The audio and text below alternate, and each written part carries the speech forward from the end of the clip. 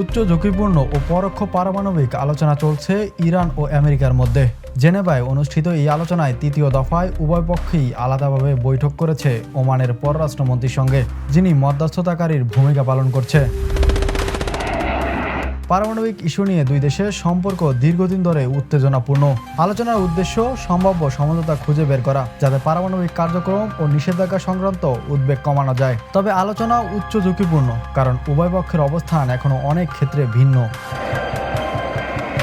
আব্বাস আরগাচি ইরানের পক্ষে আলোচনায় নেতৃত্ব দিচ্ছেন, যেখানে নিষেধাজ্ঞা শিথিল ও পারমাণবিক কর্মসূচি নিয়ে সমঝোতা খোঁজা হচ্ছে। অন্যদিকে মার্কিন বিশেষ দূত স্টিভ উইটকফ যুক্তরাষ্ট্রের অবস্থান তুলে ধরছেন, যেখানে নিরাপত্তা ও পারমাণবিক বিস্তার রোধের বিষয়টি অগ্রাধিকার পাচ্ছে। বিশ্লেষকদের মতে এই আলোচনা সরাসরি নয়, বরং মধ্যস্থতার মাধ্যমেই চলছে, যা সমঝোতার পথ খোলা রাখলেও অগ্রগতি ধীর হতে পারে। পারমাণবিক ইস্যু নিয়ে অতীতে একাধিক চুক্তি ও আলোচনা হলেও চূড়ান্ত সমাধান এখনও অধরা।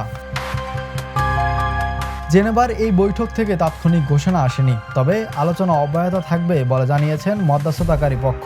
আন্তর্জাতিক মহল এখন নজর রাখছে এই আলোচনা ভবিষ্যতে পারমাণবিক ইস্যুতে নতুন কোনো সমঝোতার দিকে নিয়ে যাচ্ছে কিনা। Imran Hossain, the news.